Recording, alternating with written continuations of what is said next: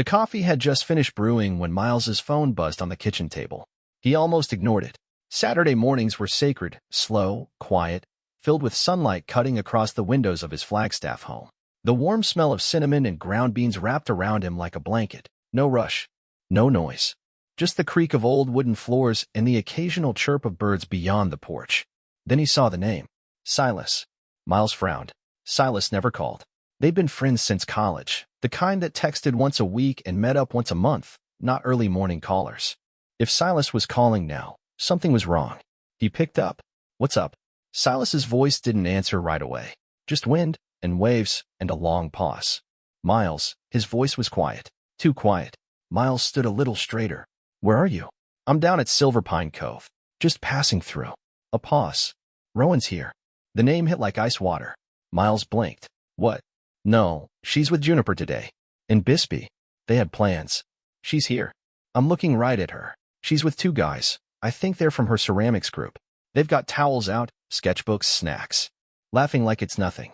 She hasn't seen me. For a second, Miles couldn't breathe. You sure it's her? He asked, though he already knew the answer. Miles, I wouldn't have called if I wasn't. Everything slowed. The hum of the fridge. The tick of the wall clock. Even the steam curling from the coffee pot seemed to still. Without another word, Miles grabbed his keys.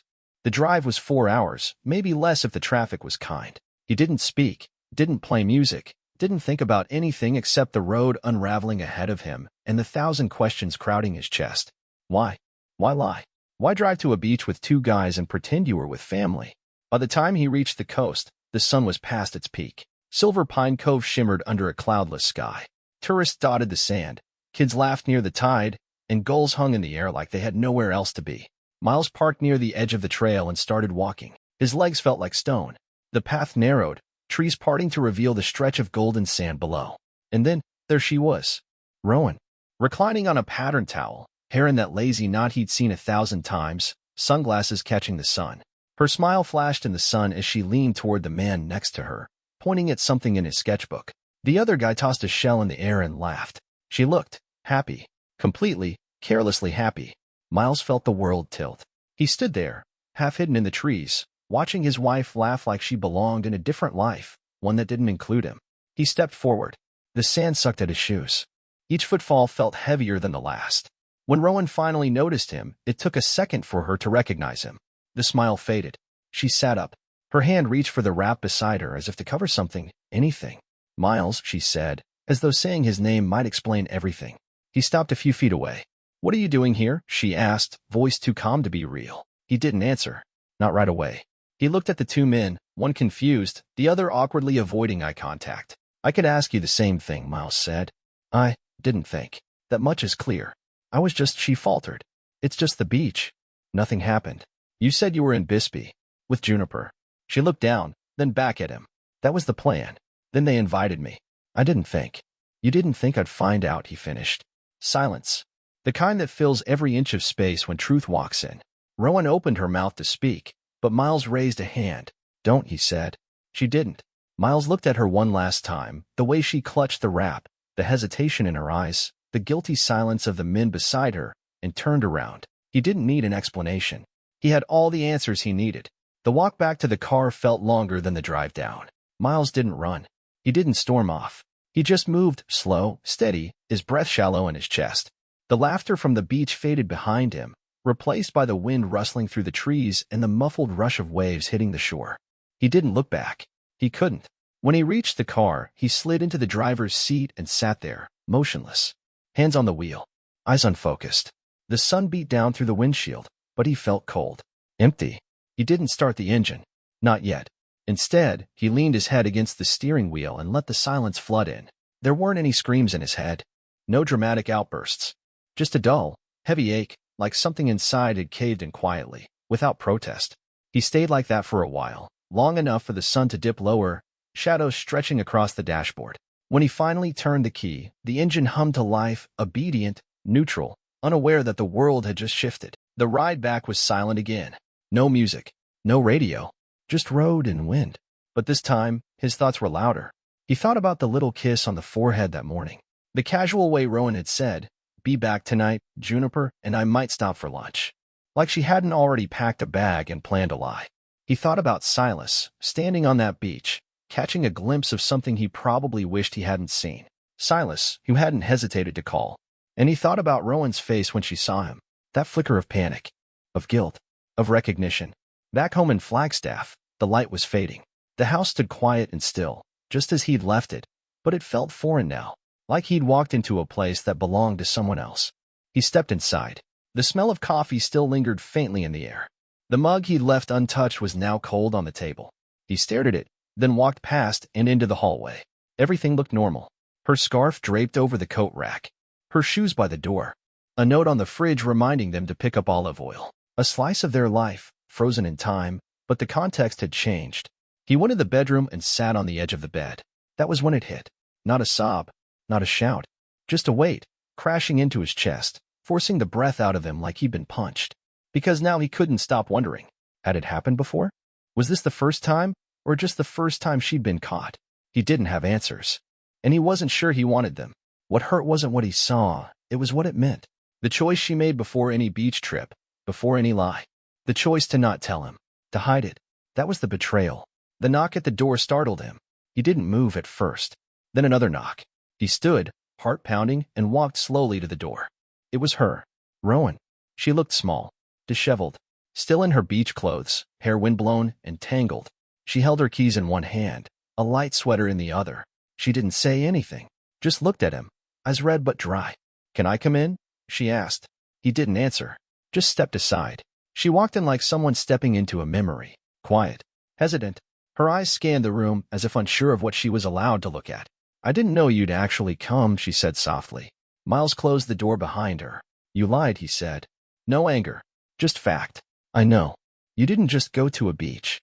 You built a lie, wrapped it in normal, made it smell like truth." She turned to him. "I didn't do anything with them." He shook his head. "That's not the point." Rowan looked down, clutching her sweater. "I just wanted a break. A moment. I didn't mean." "You didn't mean to get caught," he corrected. Silence. He walked past her into the kitchen, poured himself a glass of water. She followed, but kept her distance. "I wanted to tell you," she said. "No, you didn't," Miles replied. "You wanted to have it both ways. And it doesn't work like that." She stepped forward. "Please. I don't want this to break us." He looked at her, really looked, and in that moment, she wasn't the woman from this morning. She was the one who had made a decision and hoped the truth would never matter. "You already broke us," he said, and left her standing there, in the center of a life they'd built, wondering how everything had changed in a single day. The door to the guest room creaked open sometime after midnight. Miles heard it, but he didn't move. He lay in bed, eyes fixed on the ceiling, the soft fan above clicking with every rotation. The bed felt too wide, too cold, and now too unfamiliar. Rowan didn't come into the room. She just lingered in the hallway, her shadow stretching under the doorframe. "Miles," she whispered. He stayed silent. "I know I hurt you. Still nothing. I should have told you. From the start. I should have been honest." She stood there for a moment longer, then turned and walked back down the hall. Her footsteps were quiet, hesitant, like she wasn't sure she belonged in the house anymore. She didn't. Not entirely. The next morning came gray and slow. No birdsong. No golden light through the curtains. Just the dull weight of reality settling in with the dawn. Miles got up early, made coffee, and sat at the table, same seat as always. Only now, everything felt different. Even the mug in his hand, a handmade gift from Rowan's first pottery class, felt heavier than it should. She came into the kitchen wearing an old t-shirt of his, like muscle memory had dressed her. Her eyes were swollen from a night without sleep. She paused at the doorway, unsure whether to enter or retreat. "I'm not here to argue," she said softly. "Good," he replied. "I'm too tired for that." She made herself tea and sat down across from him, wrapping her hands around the mug like she needed it to anchor her. "I didn't do anything with them," she said again. Miles looked at her. "You lied. That is doing something." Her lips parted, then closed. There wasn't a script for this. No speech that would fix what had unraveled. "I wasn't looking for anything," she said. I felt like I couldn't breathe. Everything's been the same for so long, same routines, same weekends, same quiet." Miles raised an eyebrow. "So you left the truth behind to chase some kind of feeling?" "I didn't know how to explain it." "You didn't even try." The silence between them was thick now, not empty but full of everything they weren't saying. Every meal they'd shared without noticing the distance. Every laugh that now felt borrowed. She leaned forward. "I don't want to lose us." Miles stared into his coffee. You should have thought about that before you left. I did think about it. I thought you wouldn't understand. He laughed, not a joyful sound, just a tired, bitter chuckle. You were right. Rowan looked like she wanted to cry, but the tears wouldn't come. You think I'm a terrible person. I think you made a choice. And that choice says more than any apology. She swallowed hard. Do you want me to leave? He didn't answer right away. That was the question they'd been circling since yesterday. The real one. Not about what happened on the beach, but what would happen now. I don't know, he admitted. It was the most honest thing either of them had said since she walked back into the house. The rest of the day passed like they were ghosts in their own home. She stayed mostly in the guest room, quiet, respectful. He wandered from room to room, unsure what to do with the silence. Not rage. Not sadness. Just a hollow space where certainty used to live. In the afternoon, he walked to the park. The one they used to visit on Sunday mornings, where she'd bring sketch pads and he'd read old novels on the bench near the pond. Kids ran laughing through the grass. A couple picnicked under a tree. An old man threw breadcrumbs to ducks that didn't seem hungry. Life continued, untouched. And Miles realized something as he watched it all. Betrayal doesn't always look like a dramatic affair. Sometimes, it looks like laughter on a beach. A smile meant for someone else. A lie told with the calm of routine. Sometimes, betrayal whispers. He sat there until the sky began to change, turning that soft Arizona blue into streaks of gold and purple. Then he stood and walked back, slower this time, less certain of what he wanted to find when he opened the front door. Rowan was in the living room, curled up in a chair with a blanket wrapped around her legs. She looked up when he entered, hopeful, tired. He didn't say anything, just met her eyes. And in them, he saw what she hadn't said out loud yet, that she didn't know how to fix this, that maybe it couldn't be fixed. That night, neither of them slept. They didn't fight. They didn't speak. They simply existed in the same space, like distant echoes of the couple they used to be, the version that used to stay up late watching documentaries, eating popcorn, passing the bowl back and forth without looking away from the screen. Now, the silence had a different texture. Not comfortable. Not familiar. Just thick. Foreign. Miles lay in bed staring at the ceiling. He could hear Rowan moving in the guest room down the hall, a creak of the floorboards, the quiet scrape of a drawer. She wasn't packing. Not yet. Just not sleeping. Around 3 a.m, he got up. The living room was dim, lit only by the soft orange of a street lamp bleeding through the window. He stood there a moment, arms folded, not sure what he was looking for. Maybe a sign. Maybe the strength to admit what he already knew. When the sun finally rose, he was sitting on the porch with a blanket draped over his shoulders, sipping the last of the lukewarm coffee. His body was exhausted. His mind was wide awake. The front door creaked behind him. Rowan stepped out, barefoot, arms crossed against the cold. Her face was pale, her eyes dark with worry. She looked like she hadn't slept a second either. Hey, she said quietly. Hey, he answered, just as soft. She hesitated, then sat down beside him. Not close. Not far. They both stared out at the empty street. A dog barked in the distance. Somewhere, a car engine turned over. Rowan cleared her throat. I've been thinking about what you said. About choices. Miles didn't look at her. Yeah. She nodded. You're right. I made one. And I didn't do it to hurt you, but I did hurt you. And that's on me. He stayed quiet. I could sit here and say it didn't mean anything. That it was just a beach trip. Just a stupid little escape. But I think the real truth is, she paused, then forced the words out. I didn't know how to tell you I wasn't happy. That landed like a punch. Not because he hadn't suspected it, but because hearing it out loud made it real. How long? He asked. She took a long breath. A while. He finally turned to face her. And you never thought to say something? I didn't want to break us, she whispered. So instead, you chipped away at us. One small lie at a time. Rowan looked down at her hands. I thought if I just had some time, some space, I could feel like myself again. And I thought we were okay, he said. All this time, I believed we were okay. She didn't respond. Because what could she say? That morning unfolded in slow motion. They moved through the kitchen like strangers in a shared hotel room, careful, distant. Miles couldn't look at the old photos on the fridge without feeling a sting. Their smiles were frozen in time, now somehow less believable. After breakfast, she approached him again. I think I should go for a few days, she said. He didn't fight it. She packed light, a weekend bag and a laptop, no dramatics. Before she left, she stood in the doorway, hand on the knob, waiting for something. An invitation. A plea. None came. I'll text you, she said. Miles gave a slow nod. Then the door closed, and the house exhaled. He stood in the hallway for a long time after she left, staring at the spot where her suitcase wheels had bumped the rug, as if the echo of her departure might somehow play in reverse. But it didn't. The day passed in fragments. He cleaned the counters, swept the porch, rearranged the tools in the garage, not because they needed it, but because he didn't know what else to do. Every room carried her fingerprints, and he didn't yet have the courage to wipe them away.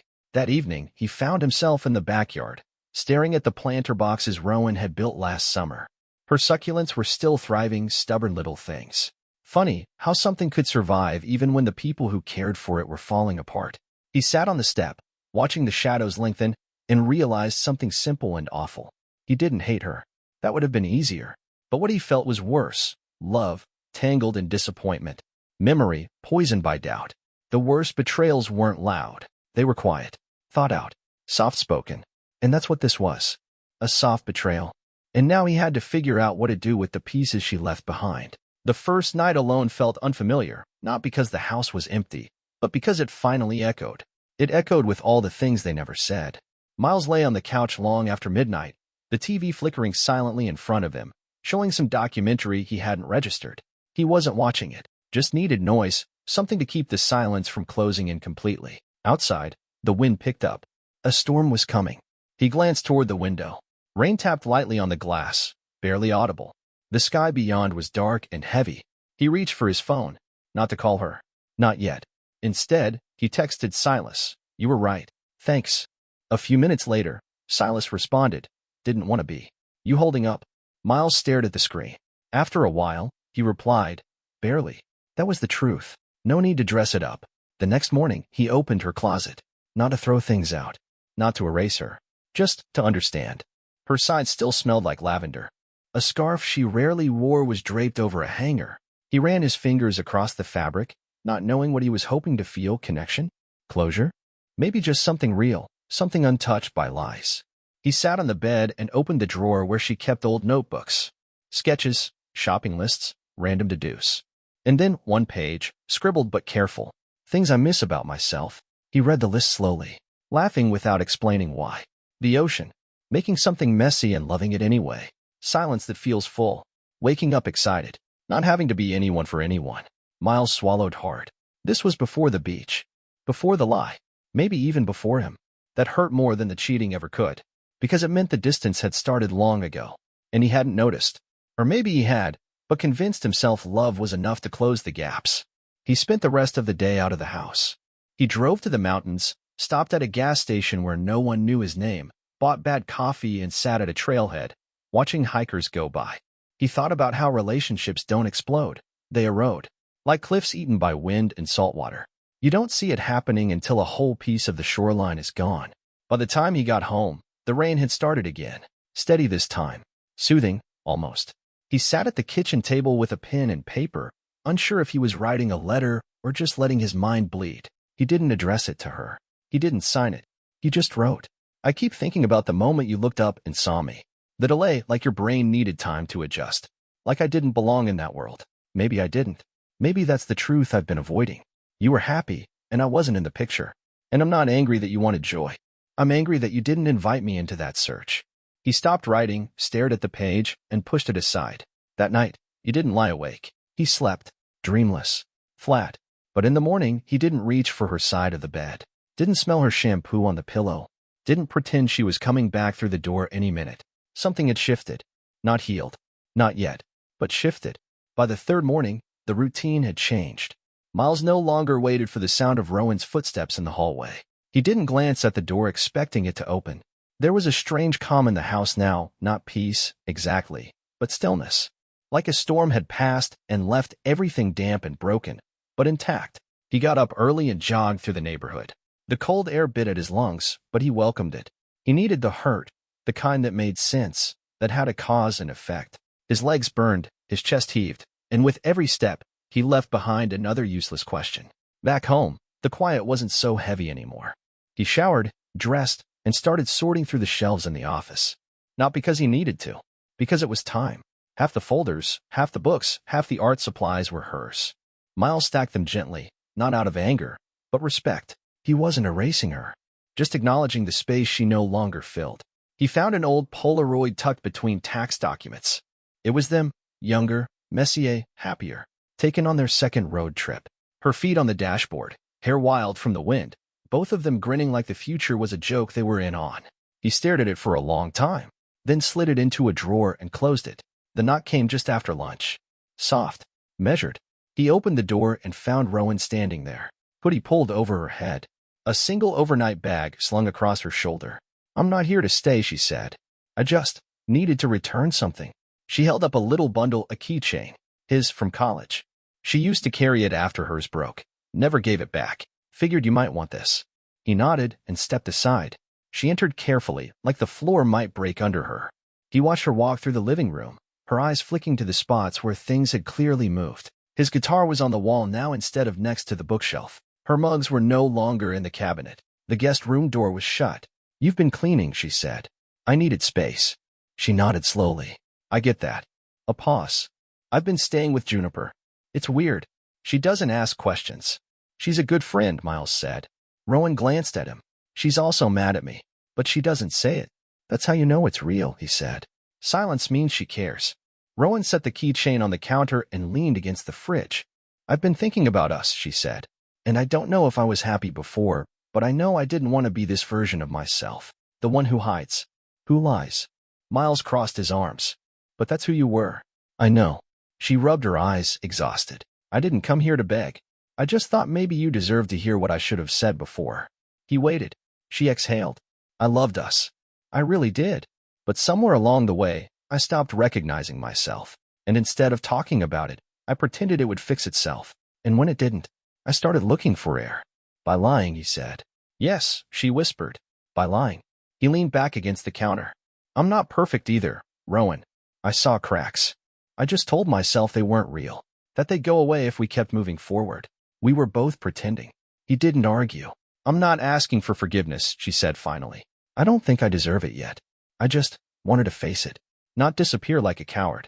Miles looked at her, really looked. This woman who had once been his entire world, now just a person trying to be honest a little too late. He nodded.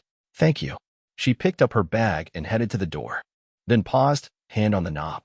"If you ever want to talk," she said, "about anything, you can call." He didn't say yes. He didn't say no. Just stood there as she stepped outside. And this time, when the door closed, it didn't echo. It landed soft, final. The day after Rowan left for good, Miles didn't clean. He didn't reorganize or distract himself with errands. He didn't text friends or scroll endlessly through his phone. He just sat. For the first time in weeks, he allowed himself to feel it all. The loss, the silence, the clarity, and the strange, low hum of something almost like relief. Not because she was gone, but because he finally understood what was left. Truth. Ugly, honest, and unshakable. In the afternoon, he walked to the bookstore downtown. It was quiet inside, the kind of quiet that didn't demand anything from him. He picked up a novel, thumbed through a few pages, then set it back down. He wasn't ready to escape into fiction. Not yet. Outside, the town was carrying on. People laughed over coffee. Kids raced their bikes down sidewalks. Someone strummed a guitar near the plaza fountain. Life, indifferent as ever. He sat on a bench and let the noise happen around him. Rowan hadn't reached out again, and he hadn't expected her to. This wasn't the kind of hurt you patched with one apology and a few nights apart. This was structural, a foundational fracture. The kind that required demolition before anything new could be built. That evening, he stood in front of the mirror and barely recognized himself. Not because he looked different, but because he didn't feel like someone waiting anymore. Waiting for an explanation. Waiting for an apology. Waiting for a version of her that might never return. He was past that now. He took down the framed photo on the nightstand, the one of them at the Grand Canyon, arms around each other, wind in their hair. He didn't smash it or burn it, just slid it gently into a drawer. Not erasing, just letting go. He called Silas. "Hey," Miles said. "You breathing okay?" Silas asked. "I think so. Want me to come over?" Miles considered, then nodded, though Silas couldn't see it. Yeah, actually." 30 minutes later, Silas showed up with takeout and 2 beers. They didn't talk about Rowan right away. They watched some baseball, made fun of a bad commercial, let the room relax. Then Silas asked, "You thinking it's really over?" Miles nodded. "It has to be." Silas looked at him for a long time. "You're allowed to miss her, you know. Even if she's the one who caused the pain." "I do miss her," Miles said. "I just don't trust her anymore." Silas cracked open a beer. "That's the hard part. When you love someone who stopped protecting the part of you they held. That hit too close. Miles leaned back, staring at the ceiling. I keep asking myself if it could have gone differently. If I'd noticed sooner. Said something. If she had. Does it matter now? Not really. The rest of the night passed with quiet company, not heavy conversation. Just two friends occupying space where grief had taken root. It helped. Not because anything changed, but because Miles didn't feel alone in it. Before leaving, Silas clapped him on the shoulder. You're going to come out of this different. Might take a while. Might suck. But you'll find something better. Or maybe you'll just find yourself. That's enough. Miles nodded. Thanks for calling that day. Silas gave a small smile. Thanks for listening. When the door closed behind him, Miles stood in the silence again. But this time, it didn't sting. It just existed. And that, he realized, was the beginning of healing. The following weeks moved slowly, but with purpose. Miles started running more. Longer distances. Earlier mornings. He liked the quiet before the town woke up, the empty streets, the cold air, the way his heartbeat kept pace with his thoughts.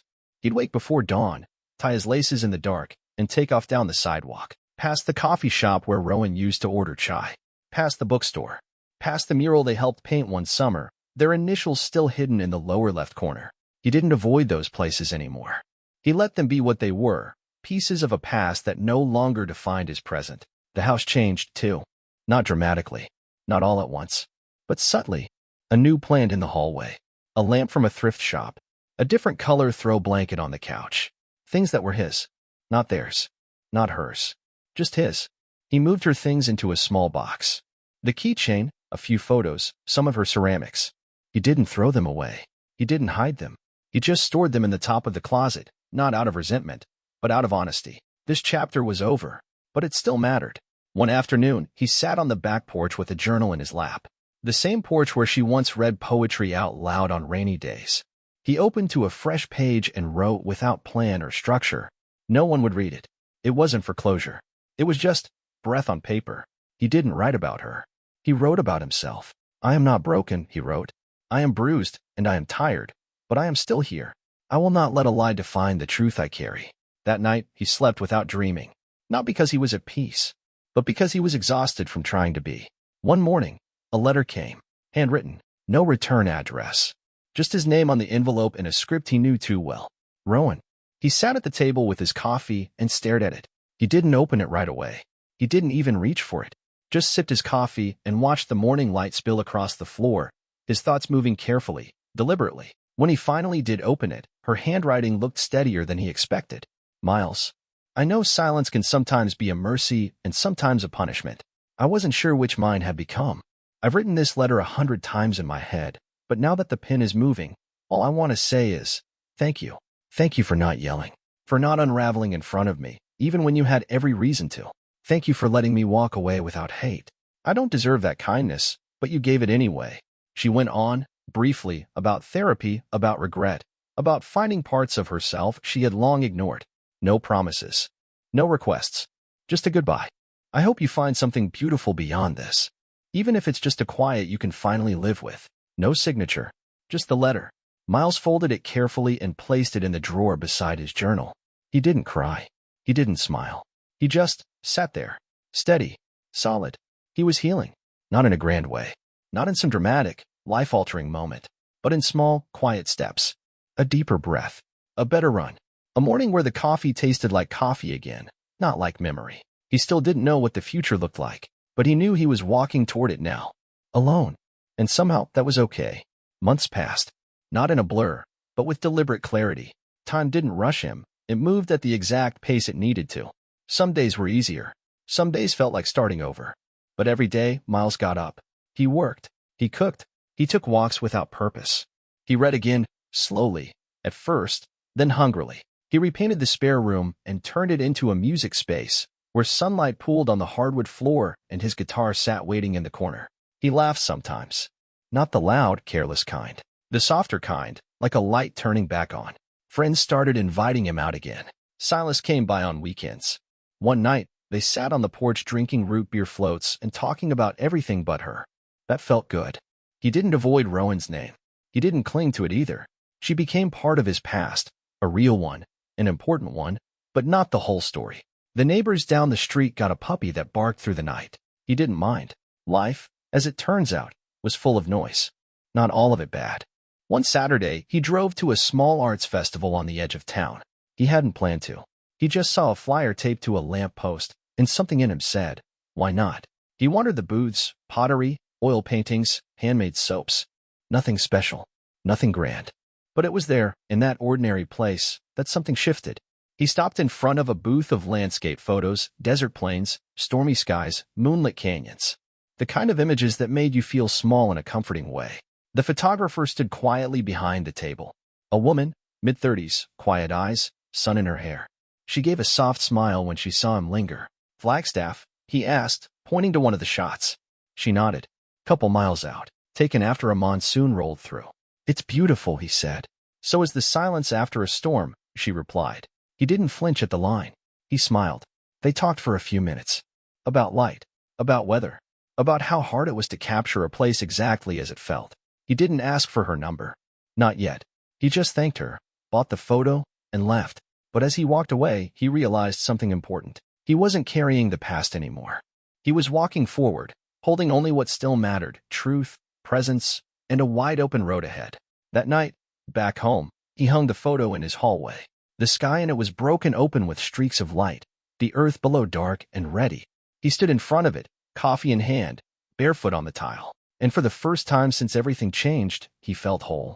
Not untouched, not unchanged, but whole.